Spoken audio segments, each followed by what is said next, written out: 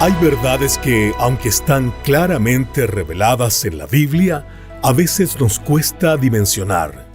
Una de ellas es que los hijos de Dios tienen un destino glorioso. Esta no es una sola idea bonita para tiempos difíciles, sino una promesa segura. Seremos transformados cuando Cristo se manifieste. Bienvenido a Sabiduría para el Corazón con el pastor Stephen Davey en la voz y adaptación de Daniel Cuquín. Hoy, en nuestra serie Corazón a Corazón, el apóstol Juan nos presenta verdades profundas sobre nuestro destino futuro y nos muestra cómo esa esperanza debería impactar cada aspecto de nuestra vida. Acompáñenos en el estudio titulado El glorioso destino del Hijo de Dios.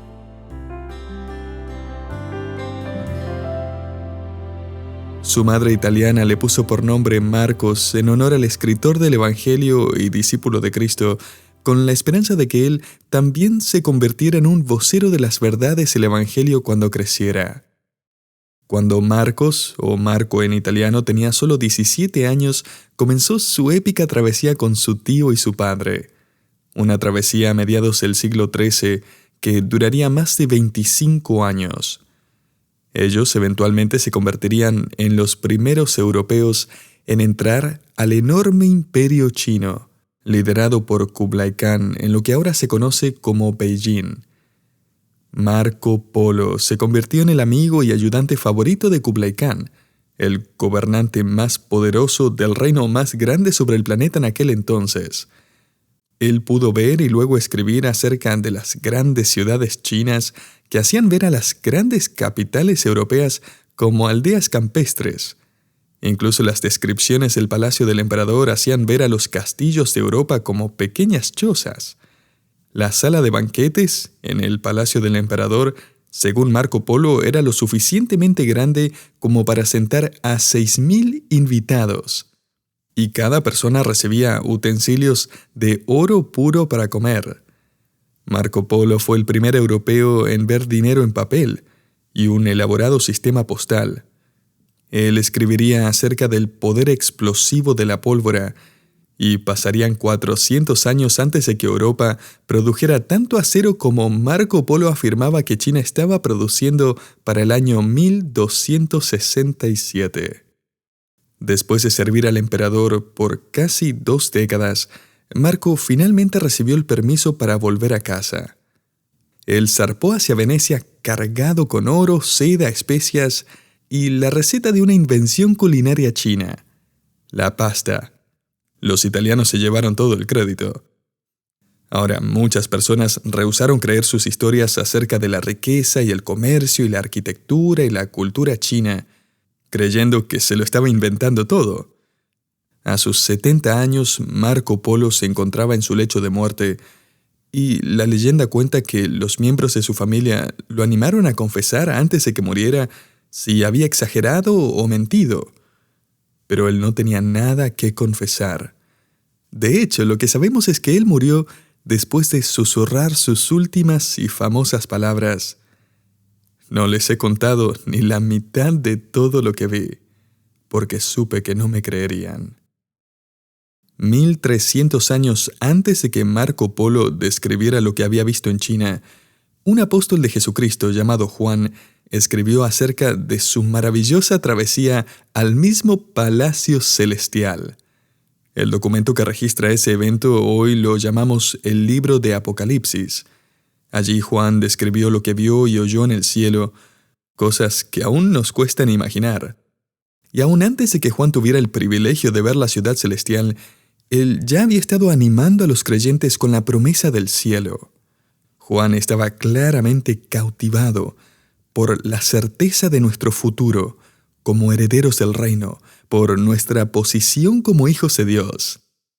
Volvamos a la primera carta de Juan, capítulo 3, versículo 1. Allí él dice: «Mirad cuál amor nos ha dado el Padre para que seamos llamados hijos de Dios». En otras palabras, no olviden quiénes son.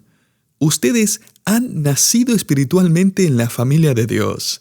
Ustedes han sido adoptados como hijos por Dios y ustedes han sido desposados con el Hijo de Dios. Ahora ustedes son parte de la realeza. Miren esto, escribe Juan, somos hijos de Dios. Hace un tiempo atrás, el segundo hijo del príncipe de Gales vino a Estados Unidos por una visita de unos 7 días. Imágenes y noticias seguían apareciendo en mi teléfono, así que me metí en un artículo para ver por qué había tanto alboroto. Descubrí que su visita no era una visita oficial, y él no vino porque tenía algún mensaje de parte de su abuela, la reina de Inglaterra, así que no era porque él tenía algo que ofrecer o contribuir. Todo el alboroto era simplemente por el hecho de que él era un miembro de la familia real. Y él estaba recibiendo el trato y el respeto que se merecía como tal. No era por algo que tenía, sino por la familia a la que él pertenecía. Las personas querían ver al príncipe de cerca. Y el apóstol Juan agrega al final del versículo 1, «El mundo no nos conoce porque no le conoció a él». En otras palabras, ellos no tienen idea de que usted es un miembro de la divina familia real. Ellos no tienen idea que cuando pasaron al lado suyo, que cuando no quisieron saludarlo, ellos estaban dándole la espalda a un futuro príncipe, a una futura princesa del linaje real. Un miembro de la realeza que un día se sentará sobre un trono para reinar juntamente con el eterno Creador Jesucristo. Nadie está tratando de sacarle una foto o peleándose por su autógrafo. Y eso es porque no tienen idea de quién es usted. Pero Juan no está preocupado de que ellos lo estén pasando por alto a usted. Él está preocupado porque es posible que nosotros estemos pasando por alto esta increíble verdad acerca de nuestra identidad. Así que lo que Juan va a hacer en estos próximos 2 versículos es presentarnos 2 convicciones y 3 reacciones que debemos imitar. 2 convicciones y 3 reacciones. Y la primera convicción es la convicción de quiénes somos. Él escribe para agregar énfasis aquí, versículo 2, «Amados, ahora somos hijos de Dios». Es como si Juan dijera, sé que lo dije antes, pero quiero decírselos nuevamente, somos hijos de Dios. Juan describe el reino brevemente en Apocalipsis 19 y 20, y seguramente él habría admitido que no describió ni la mitad de la grandeza y el esplendor y la magnificencia y la gloria del reino que Jesús gobernará. Pero el apóstol Juan quiere que desarrollemos una convicción interna que produzca una actitud externa. Esto es quienes somos. Ya sea que el mundo lo reconozca o no, somos ahora mismo hijos de Dios. Esta es la maravillosa convicción acerca de quiénes somos. Y eso es solo el comienzo. La primera convicción entonces es una convicción acerca de quiénes somos. La segunda convicción es acerca de quiénes seremos. El versículo 2 dice, «Amados, ahora somos hijos de Dios y aún no se ha manifestado lo que hemos de ser. Pero sabemos que cuando Él se manifieste, seremos semejantes a Él, porque le veremos tal como Él es». A todo esto no pase por alto la certeza de Juan, pero sabemos que cuando, no si es que Él se manifiesta, sino cuando Él se manifieste. Juan aquí usa un verbo traducido sabemos, que da la idea de conocer y observar hasta quedar totalmente convencido. La palabra que usa para ver, le veremos tal como Él es un verbo que se refiere no solo a ver con nuestros ojos, a percibir, a reconocer su existencia, sino que da la idea de observar con aprecio y estima. En otras palabras, cuando Cristo venga, el Espíritu de Dios va a hacer un trabajo dentro de nosotros para que logremos apreciar inmediatamente al Hijo de Dios con una profundidad que nunca habíamos experimentado en nuestras vidas. En aquel día vamos a magnificar y exaltar y apreciar y glorificar en adoración a nuestro Señor como nunca antes. Vamos a reconocerlo, vamos a saber que es Cristo cuando Él se manifieste. Esta manifestación es una referencia a su venida en el rapto y no a su segunda venida en gloria al final de su tribulación. Juan aquí está dirigiéndose a los creyentes que estarán vivos sobre la tierra para cuando Jesús venga por su iglesia. Es en aquel momento cuando nuestros cuerpos serán glorificados en un instante y por fin se desprenderán de la naturaleza pecaminosa. Cuando le veamos, note, seremos tal como Él es. Eso marcará el fin de nuestra tan ansiada santificación. Nuestro encuentro futuro cara a cara con Cristo va a completar nuestra transformación a su imagen. Seremos por siempre enteramente santos. Juan escribe que seremos como Cristo. Ahora, esto no significa que nos vamos a convertir en pequeños dioses, omnipresentes, omnipotentes u omniscientes. Pero sí significa que nuestros cuerpos glorificados van a ser inmortales, perfectos, que nunca se van a corromper, nunca más serán corrompidos por el pecado. Esto es lo que el apóstol Pablo estaba deseando al final de su testimonio personal en Romanos 7 cuando dice: ¿Quién me librará? ¿Quién me sacará de este cuerpo de muerte, de esta carne pecaminosa? Y el apóstol Juan escribe: Este es el momento. Cuando Él se manifieste, seremos como Él. ¿De qué está convencido Juan? De que hay mucho más por venir. Que de hecho ni siquiera sabemos la mitad de todo lo que va a pasar. Pero me encanta la forma en que Juan lo expresa en este texto. Y aún no se ha manifestado lo que hemos de ser. En otras palabras, que las apariencias no lo engañen. Un autor ilustró este concepto de la siguiente manera: solamente con mirar una bellota, ¿podría alguna vez imaginarse que se convertiría en un gran árbol de roble? No, porque aún no se manifiesta lo que va a ser. Solamente con mirar una oruga arrastrándose sobre la tierra, podría pensar que ésta un día se elevaría sobre el polvo con bellísimas alas de muchos colores y haría su hogar sobre las flores del campo. No, porque aún no se manifiesta lo que ha de ser. Querido oyente, esta es la convicción del apóstol Juan. Usted y yo somos hoy solo una sombra, un susurro de lo que hemos de ser un día. No hemos visto nada aún. La primera convicción que vimos es una convicción acerca de quiénes somos. La segunda fue acerca de quiénes seremos. 2 convicciones y ahora 3 reacciones. En otras palabras, si realmente creemos que somos hijos de Dios, hijos del Rey del Universo, y si realmente creemos que el Señor Jesucristo va a manifestarse y nosotros seremos inmortales, perfectos, transformados a su imagen, ¿qué vamos a hacer ahora al respecto? Note el versículo 3. Y todo aquel que tiene esta esperanza en Él, se purifica a sí mismo, así como Él es puro.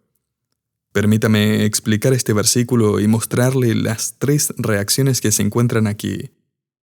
En primer lugar, necesitamos redefinir continuamente nuestra ambición.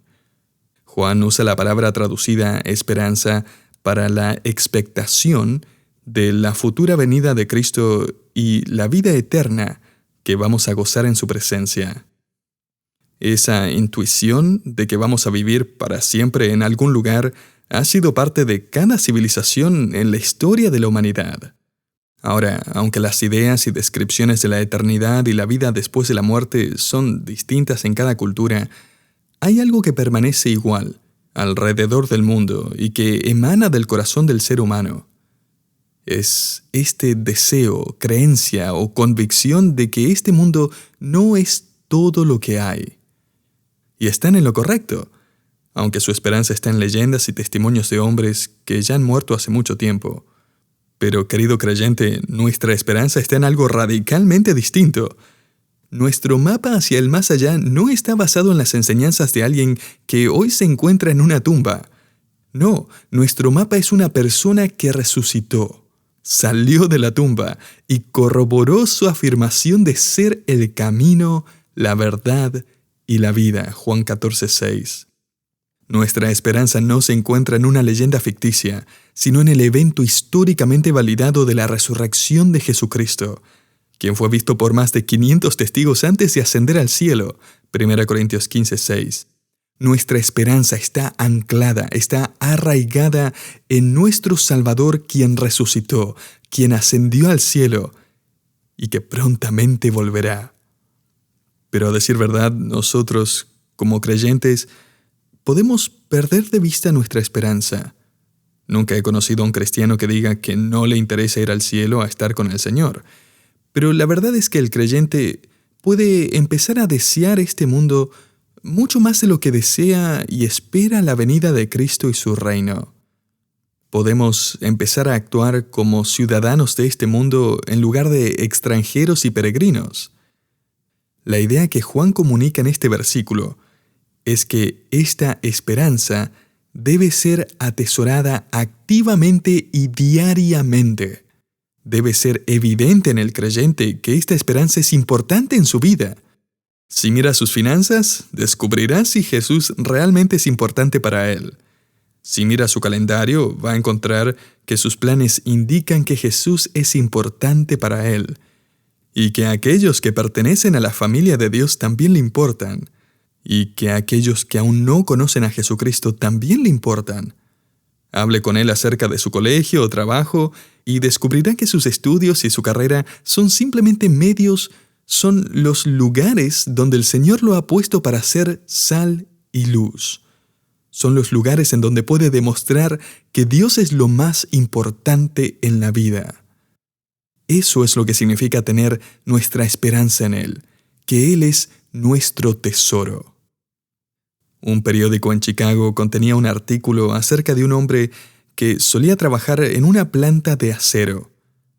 Este antiguo trabajador escribió un libro donde describía el hermoso e impactante espectáculo de luces que disfrutaba todos los días. En un área de la fábrica, millones de partículas plateadas flotaban incandescentes por el aire. Por años, trabajadores y visitantes iban a ver el espectáculo, que era especialmente pintoresco por la noche. Pero no mucho tiempo después se descubrió que esas partículas eran extremadamente peligrosas para la salud.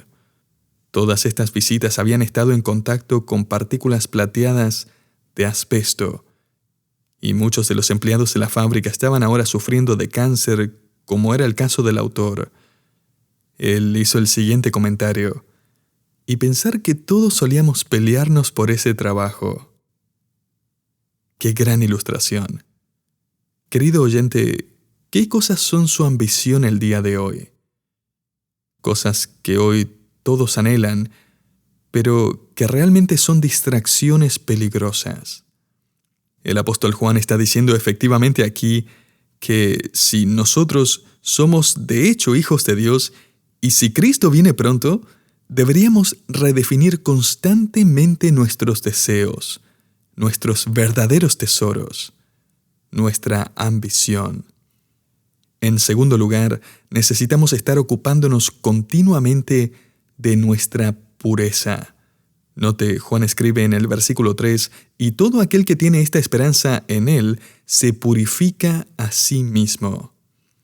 Obviamente, esta no es una referencia a nuestra regeneración, a alguna habilidad personal de purificarnos a nosotros mismos del pecado.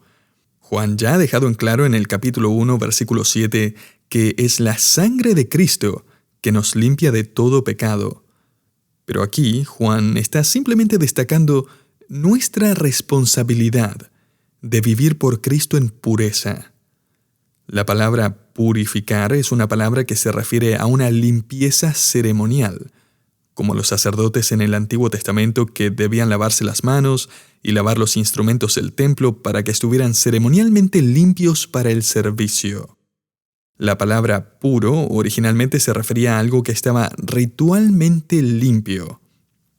Eventualmente en el Nuevo Testamento llegó a referirse a una persona dedicada completamente a Cristo. Nuevamente, este es un verbo en tiempo presente, que significa que debemos purificarnos regularmente, a diario.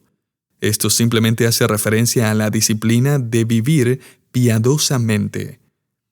El apóstol Pablo le escribió a Tito algo parecido a lo que Juan está enseñándonos en este pasaje. Tito 2, del 12 al 13, dice que, renunciando a la impiedad y a los deseos mundanos, vivamos en este siglo sobria, justa y piadosamente, aguardando la esperanza bienaventurada y la manifestación gloriosa de nuestro gran Dios y Salvador Jesucristo. La purificación involucra la batalla diaria en nuestra mente, con nuestros pensamientos, con nuestras palabras, con nuestros ojos, con nuestras manos, nuestras desilusiones, nuestros miedos, nuestros insultos y enemigos, nuestros planes, deseos, etcétera, etcétera. Querido creyente, ¿va a purificarse diariamente o acercarse más y más hacia una vida de impureza cada día? ¿Cuán cerca del límite planea llegar? Me encontré con una ilustración bastante trágica acerca de esta misma idea.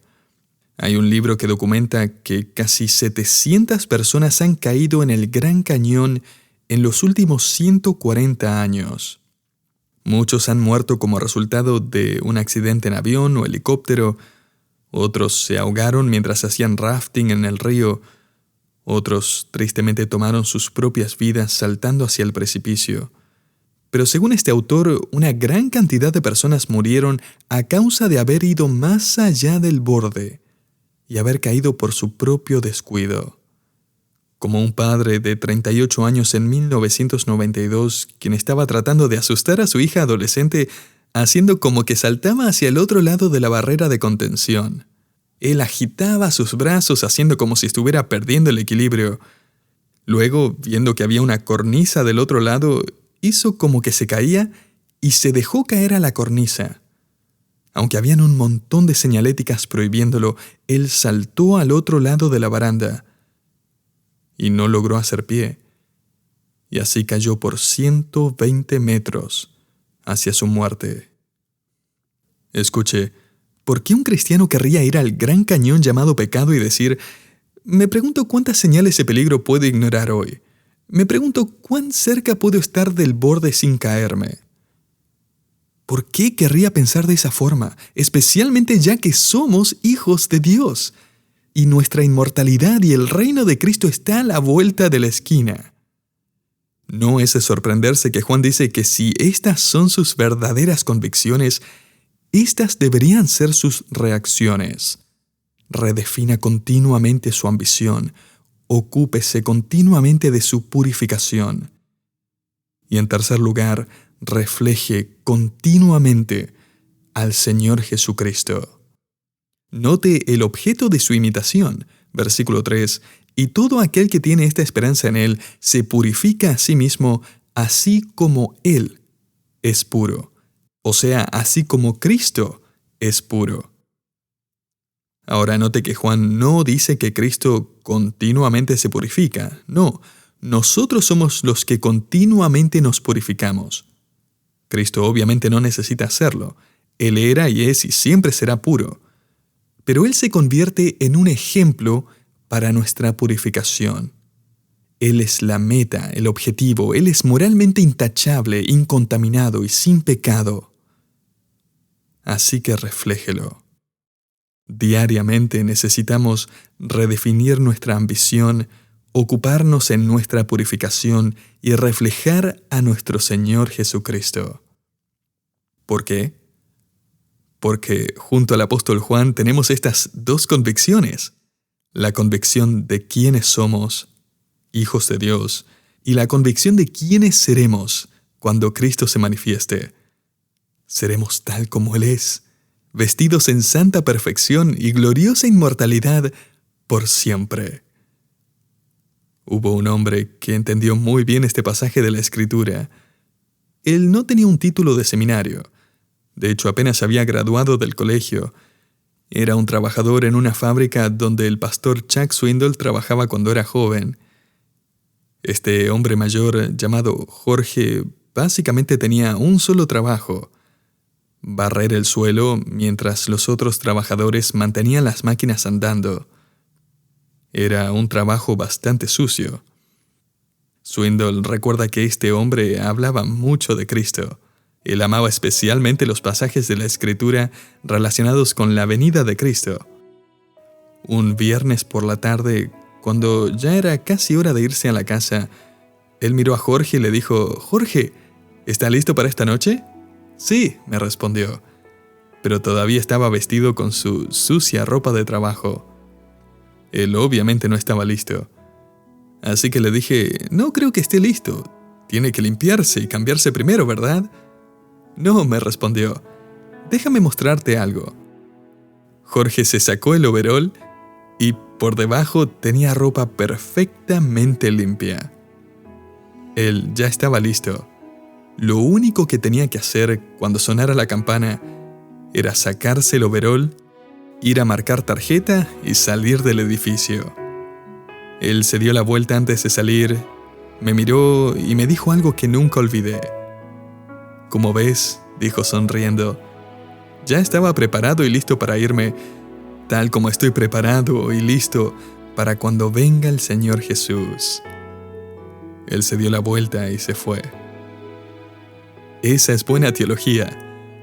Juan efectivamente dice lo mismo. Debido a quienes somos y por causa de lo que seremos, esto es lo que deberíamos estar haciendo mientras tanto.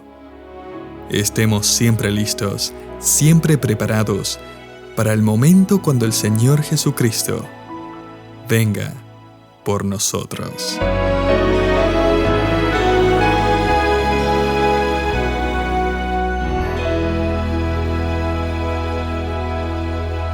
Hoy hemos recordado que nuestra identidad como hijos de Dios no solo transforma nuestro presente, sino que también garantiza un destino glorioso. Gracias por acompañarnos en Sabiduría para el Corazón, una producción del Ministerio Sabiduría Internacional. El mensaje de hoy fue El glorioso destino del Hijo de Dios, parte de nuestra serie en Primera de Juan, titulada Corazón a Corazón. Si desea seguir profundizando en lo que significa vivir como hijo de Dios, le invitamos a visitar sabiduriainternacional.org. Allí encontrará artículos devocionales y todos nuestros estudios bíblicos, y también otros recursos que pueden fortalecer su fe. Soy Hugo Zúñiga, y nos encontramos en nuestro próximo programa aquí en Sabiduría para el Corazón.